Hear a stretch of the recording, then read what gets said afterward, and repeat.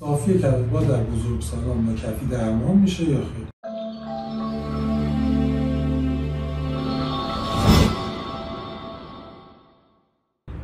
به نام خدا، اسماعیلی هستم، مسئول فنی کلینیک بارمان.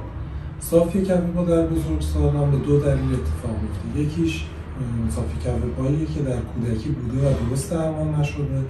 دومیش به صورت اکتسابی، یعنی قبلا نبوده، الان در اثر یه سری بیماری ها، اضافه وزن، تصادف یا شرایط دیگه به وجود اومده. مهم اینه که بدونیم صافی کف پا در بزرگسالان با کفی درمان نمیشه.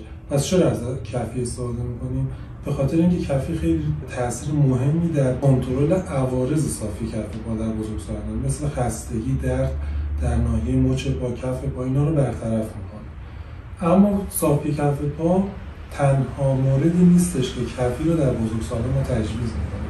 موارد دیگه مثل خار پاشنه، پیشخوردگی مکرر مچ پا، زخم‌های دیابتی کف پا مواردی هستن که میتونیم از کفی‌های طبی واسه درمانشون استفاده کنیم.